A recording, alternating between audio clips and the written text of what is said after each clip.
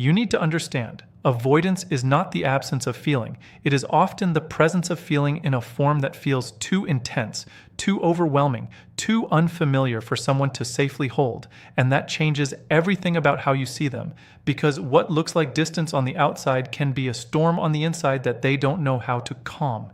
You see, most people assume that when someone pulls away, when they go quiet, when they stop showing up in the way you hoped, it must mean they don't care enough. It must mean you didn't matter as much as you thought. It must mean their feelings were never real, but that is not always the truth, and sometimes that belief only deepens your own pain, because there are people who feel deeply, who care more than they know how to express, but the moment those feelings rise to the surface, they panic, not because of you, but because they have never learned how to sit inside that kind of emotional intensity without wanting to escape.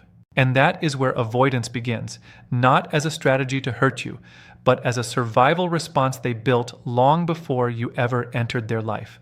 Somewhere along the way, they learned that closeness comes with risk, that vulnerability leads to discomfort, that expressing emotion might lead to rejection, loss, or a loss of control over themselves. So instead of learning how to stay, they learned how to leave, not always physically, but emotionally, quietly, slowly, in ways that make you question everything. You need to understand how confusing this becomes, because in the beginning, they may not seem avoidant at all. In the beginning, they might be present, warm, engaging, even deeply connected, because at a distance, emotions feel safe. At a distance, they can enjoy connection without feeling trapped by it. But as things deepen, as the bond becomes real, as expectations form and emotional stakes rise, something inside them begins to shift. The very thing they were enjoying starts to feel threatening, not because it is wrong, but because it is unfamiliar territory for their nervous system. And that is when you begin to see the change, the hesitation, the delayed replies, the emotional withdrawal, the sudden need for space that doesn't quite make sense to you. And you sit there replaying every moment, asking yourself what you did, where it went wrong, how something that felt so real could suddenly feel so distant. But the truth is, it was not your presence that created their fear. It was the depth of connection that activated something unresolved within them. For someone avoidant, love can feel like standing too close to a fire. It is warm, it is comforting, it is something they are drawn to. But if they get too close, it starts to feel like it might burn them.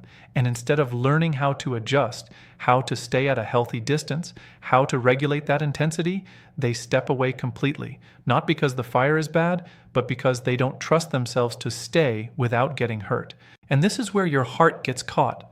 Because you feel the warmth they once gave you, you remember the connection, you hold on to the moments where they were open, where they were present, where they made you feel seen, and you believe that if you just hold on long enough, if you just love them gently enough, they will come back to that place. But you need to understand, this is not about you finding the right way to love them. This is about them learning how to stay with their own emotions. Because no matter how patient you are, no matter how understanding you become, you cannot regulate someone else's fear for them.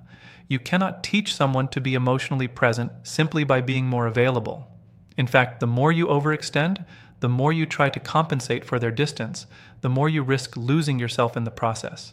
And that is the painful paradox of loving someone avoidant. You end up giving more to make up for what is missing.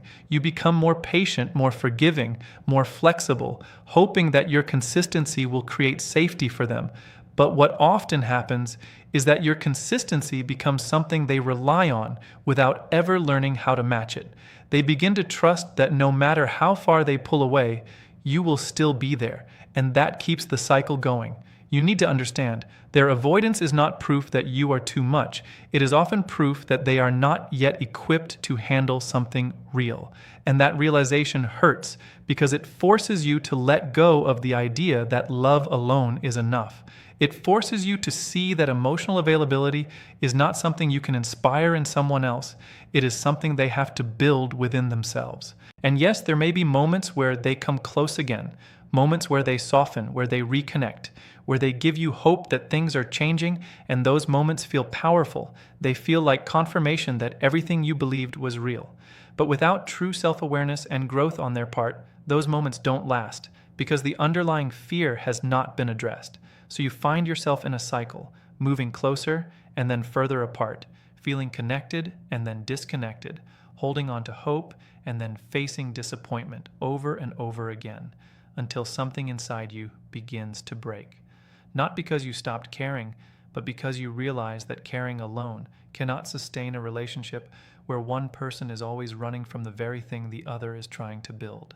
And this is where your clarity must come in, not as judgment, not as blame, but as truth. You can understand their fear, you can have compassion for their struggle, you can even acknowledge that their feelings may be real, but you also have to ask yourself, is this enough for me? Is this the kind of love that allows me to feel safe, valued, and at peace? Because you deserve a love that does not make you question your worth, a love that does not disappear when things become real, a love that can stay even when it is uncomfortable, even when it requires effort, even when it requires emotional courage. And sometimes the most heartbreaking realization is this: someone can feel deeply for you and still not be able to love you in the way you need. And holding on to that truth requires strength, because it asks you to stop chasing potential and start honoring reality. You need to understand their avoidance is not your failure, and their distance is not your responsibility to fix. You can care, you can understand, you can feel empathy for what they are going through, but you cannot lose yourself trying to save someone who is not yet ready to face themselves. You need to understand distance is not always a sign that someone doesn't care. It is often a shield they hold up to protect themselves from feeling too much, from being exposed, from being vulnerable in ways that scare them. And this is where the heartache begins, because from the outside it looks like rejection, it looks like indifference, it looks like a choice to leave. But inside them, it is often a quiet battle that they don't know how to explain. A battle between wanting closeness and fearing it at the same time. A tension that twists and turns in ways you cannot see. When someone is avoidant, the moments where they pull back are not necessarily moments where they have stopped feeling, but moments where their own emotions have become too loud, too intense, too overwhelming for them to manage. And instead of learning to regulate those feelings, instead of leaning in and sharing the burden of their heart, they retreat, they detach, they put up walls that feel insurmountable. And it can leave you wondering if you ever truly mattered, if the connection was real, if the warmth you once felt was ever reciprocated. But you need to understand that their withdrawal is often a reflection of their own fear, not your worth, not your efforts, not your love. It is a strange and painful paradox because in many ways they want the closeness, they crave it, they think about it, they imagine it, but when it arrives, it is like stepping into a storm without an umbrella, like standing too close to a fire that they do not know how to control. And the fear that rises inside them does not always look like what you expect. It looks like silence. It looks like avoidance. It looks like moments where they act as if you are distant even when you are not, and you are left picking up the pieces, wondering why the person who cared so much now seems to pull away from what was once safe and warm. And you need to understand, this is not about manipulation. This is not about strategy. This is about a nervous system that has learned to protect itself in the only ways it knows how. And those protective patterns can be hard to watch because they often hurt the ones they care about the most. They create confusion. They create longing. They create a sense of being half present in a connection that you wanted to feel fully. And it leaves you questioning your own heart, wondering if love is ever enough, wondering if patience will ever change anything. There are hidden struggles in every withdrawal, in every delayed response, in every moment of distance, because inside them is an emotional storm that you cannot calm, a storm that they do not yet know how to navigate, and sometimes it is easier to step back than to face it, easier to pull away than to risk being hurt or hurting someone else, easier to let the heartache settle in silence than to let words fail to capture the intensity of what they feel. And when you witness this pattern repeatedly, it can chip away at your own sense of security, your own sense of being loved, your own sense of trust, because you begin to believe that their distance is about you, when in reality, it is about them. And you need to understand that this distance, while painful, is also a cry for help. It is a signal that they are struggling internally, that they are in conflict with their own need for connection and their fear of being overwhelmed. And it is not always something they can articulate, not always something they can confront, not always something they can even admit to themselves.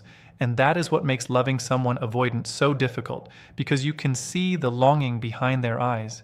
You can feel the desire in the small gestures, but the moment intimacy grows too close, the fear overtakes desire and the walls go up again. And sometimes, in those quiet moments of withdrawal, there is immense suffering, silent suffering that no one else may ever witness. Suffering that comes from wanting to stay, wanting to be present, wanting to love fully, but feeling incapable, feeling unsafe, feeling like the weight of emotion might break them. And they do not have the tools, the words, or the understanding to navigate it. And so they retreat, and you are left in the space between connection and absence, wondering if what you feel is real, if what they feel is real, if anything is stable enough to hold on to. You need to understand, when someone keeps a distance, it does not always mean that you are not enough, that your presence is not valued, that your heart does not matter.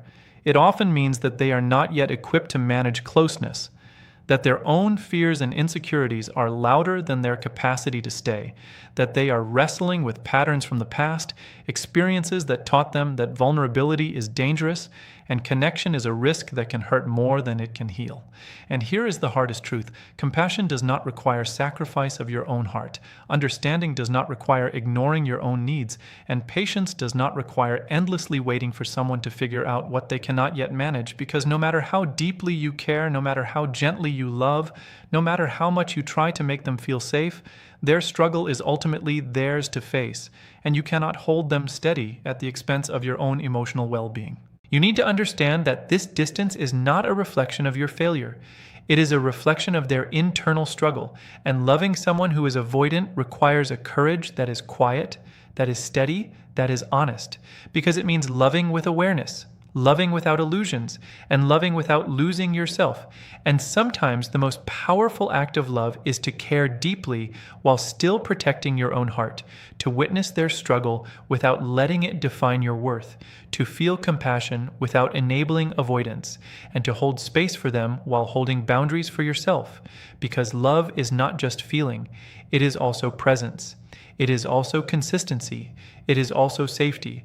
And when those elements are missing, your heart must find its own anchor. You need to understand that distance is often a mirror of their own unresolved fears, that withdrawal is often a reflection of their internal chaos, that silence is often an expression of overwhelm rather than disinterest, and that while their struggle may be painful to watch, it does not diminish your value, your love, or your right to emotional clarity. Because honoring yourself is not selfish. Setting boundaries is not cruelty, and stepping back does not mean giving up on compassion. It means giving yourself permission to survive emotionally in a world that can be unpredictable when someone's fear governs their capacity to love fully. And when you truly understand this, you begin to see the quiet truth that you can care for someone, you can empathize, you can feel, and you can still protect your heart, because love does not require erasing yourself. Understanding does not require abandoning your own needs, and distance does not always mean the absence of feeling. It often means a battle that only they can face, and your role is not to fix it, but to love wisely, with awareness, and with the courage to hold both compassion and self-respect at the same time. You need to understand, distance is not always absence. It is often protection. It is often fear. It is often a hidden suffering that the person may never fully share. And knowing this changes how you approach love, changes how you navigate connection, changes how you honor both the other person and yourself, because you cannot fill what they do not yet know how to hold, but you can honor your own capacity, your own needs, and your own heart. And that is the truest form of care, the most authentic form of love, and the kind of human understanding that transforms both pain and connection into clarity. You need to understand, when someone is avoidant, the signs of their suffering are rarely loud. They rarely scream. They rarely wave a banner that says, "I am struggling." And this is why so many people mistake their distance for indifference, because their pain is internal, hidden, and often expressed in ways that seem confusing or contradictory. And if you want to truly see them, you have to look beyond the surface, beyond the delayed texts, beyond the withdrawal, beyond the moments where they seem absent, because beneath it all, there is a human being quietly wrestling with emotions that feel too heavy, too fast, too uncontrollable, and sometimes they do not even understand them themselves. You need to understand that avoidants often suffer in silence because vulnerability has never felt safe for them, because showing what they feel could trigger judgment, disappointment, or the kind of exposure they have learned to fear since they were young. And so they internalize their pain. They carry it quietly, they build walls around themselves, they become experts at hiding the storm behind a calm exterior. And it is not because they do not care, it is because caring has always come with risk, and risk to them is terrifying, because they have lived long enough to believe that closeness inevitably leads to hurt. When someone is avoidant, the first hidden sign of suffering is inconsistency, the way they show up when they feel safe, and disappear when they feel overwhelmed, the way they may be warm and present one moment and distant and unavailable the next. And it is painful to watch because as someone who cares for them, you read into every shift, you replay conversations, you wonder what you did, what you could have said differently. But you need to understand that their inconsistency is not a reflection of your worth. It is the reflection of their own internal battle, a battle between wanting connection and fearing it, a battle that has nothing to do with you and everything to do with the limits they have imposed on themselves.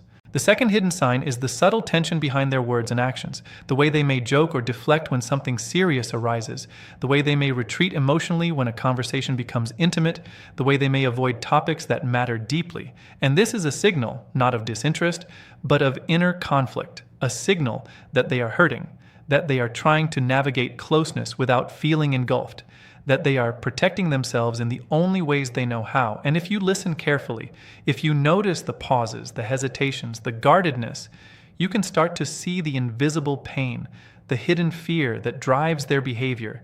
And it is heartbreaking because it shows that they feel deeply even when they cannot express it fully. The third hidden sign is the quiet acts of care that often go unnoticed, the small gestures that reveal concern without overt vulnerability, the way they remember little things about you, the way they check in subtly, the way they show kindness without exposing themselves. And these acts are a mirror of their struggle because they want to connect, they want to love, they want to be present, but they are doing it from a place of caution, from a place of fear, from a place where emotional exposure feels like danger. And if you pay attention, you begin to realize that their suffering is expressed in the very things that most people overlook, in the nuances, in the subtleties, in the quiet ways that scream without words. You need to understand that loving someone avoidant is not easy because their suffering is hidden, because their fear is invisible, because their pain is silent, and it can leave you feeling helpless, confused, frustrated, and exhausted. Because you see the person you want to reach, the heart you want to touch, the soul you want to connect with, but they are partially inaccessible, partially distant, partially lost in their own protective mechanisms, and you are left holding hope, holding love, holding patience, sometimes wondering if your presence is enough, if your care can reach them, if your understanding can soften the walls they have built around themselves. And yet, even in their suffering, there is beauty. Because the very fact that they care at all, that they struggle internally, that they wrestle with emotions they do not fully understand, that they continue to show up in small ways, proves their humanity, proves their depth, proves that love exists in forms that are unconventional, quiet, hidden, but real. And it is heartbreaking and heartwarming at the same time because you realize that their distance is not absence, their avoidance is not lack of feeling, and their struggle is not a choice made lightly. It is survival expressed imperfectly, and seeing it with empathy requires patience, understanding, and courage. You need to understand that when someone is avoidant, their suffering often manifests in self-isolation, in moments where they seem emotionally unavailable, in tendencies to retreat just when intimacy grows, in patterns that can feel like rejection. And it is not because they do not value connection, it is because their internal world has taught them that closeness comes with unbearable risk, and they are simply trying to protect themselves from the intensity that love can trigger, the intensity that they do not yet trust themselves to navigate. And while it may hurt those who care about them, it is not a reflection of their lack of love, it is a reflection of their internal struggle. And you need to understand that their suffering is often compounded by guilt and self-judgment, because they recognize that their behavior can hurt the people they care about, but they do not know how to change overnight. They do not know how to express safely what they feel. They do not know how to reconcile their desire for closeness with their fear of exposure, and so they suffer silently, carrying the weight of their internal conflict while you may see only the distance, and it is a kind of invisible pain that can be exhausting for both of you, because it is unspoken, unacknowledged, and yet profoundly present. You need to understand, finally, that recognizing these hidden signs does not mean accepting behavior that harms you. It does not mean tolerating distance that leaves your heart aching. It does not mean excusing inconsistency or withdrawing your own standards. But it does mean seeing the human behind the walls, seeing the heart behind the avoidance, seeing the struggle behind the silence, and understanding that the person you love may be hurting in ways they cannot articulate. And your compassion, your patience, your awareness, and your boundaries can coexist, because to love wisely is to honor both their struggle and your own heart. And that balance is where healing, understanding, and authentic connection begin to take root. You need to understand that suffering is not always visible, that avoidance is not always indifference, that love can exist quietly even when it is masked by fear, and that seeing these hidden signs with clarity allows you to love with empathy without losing yourself, to care with awareness without enabling harm, and to hold space for both truth and compassion in a relationship that is complicated, real, and profoundly human.